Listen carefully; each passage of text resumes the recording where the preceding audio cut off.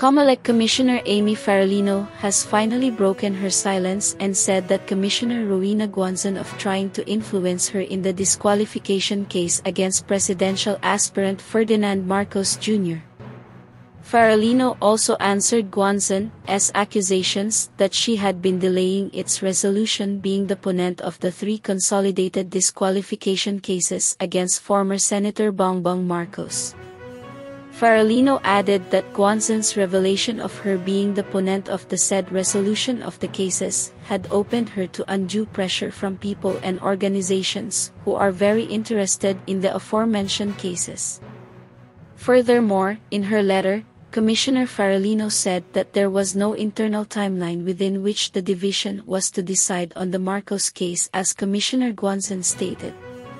It is quite appalling that Commissioner Guanzon was able to draft an opinion when the ponencia has not yet submitted the resolution and all the case records are in my possession, she added.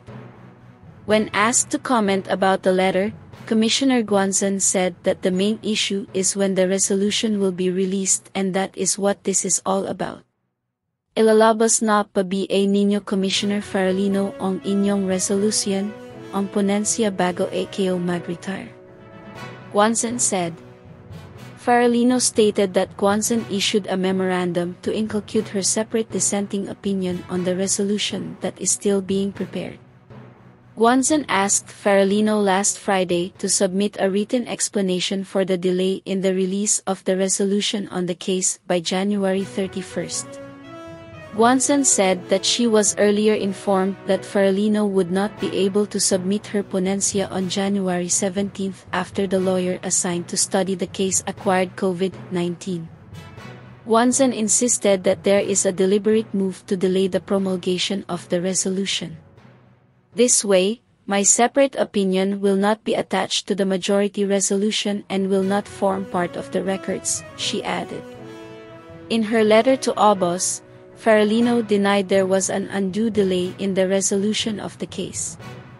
The period of 15 days given to the ponencia to draft a resolution is applicable only to a single case. The same period cannot be applied to consolidated cases like the Marcos case. Hence, there is still reasonable time for my office to craft an impartial resolution of a complex and highly rated case, she added.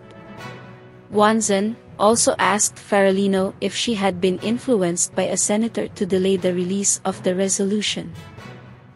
Commissioner Guanzon of Comelec did not mention any specific names of those accused of attempting to delay the initial decision of the voting body on the disqualification cases of former Senator Ferdinand Marcos Jr. But she did reveal some clues about these individuals on Friday, one of them being a politician.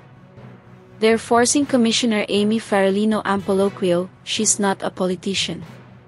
Commissioner Aimee wouldn't do this unless she relied on an influential person, would she? She added that even President Rodrigo Duterte is not interfering. So why are you interfering if even the president does not want to be involved? You have no candidate, Marcos Jr. is not your candidate. Come on, are you against your party? Guanzon added. Guanzon was asked if the person she was referring to was from PDP-Laban, as she mentioned that the political party had no presidential candidate in the upcoming polls. Probably. It could also be from Bongbong Marcos supporters, but not loyalists, she added. As a reminder, the PDP-Laban faction led by Energy Secretary Alfonso QC and backed by Duterte has no presidential candidates in the May elections after Senators Rolando, Bato, De La Rosa and Bongo revoked their respective certificate of candidate or COC.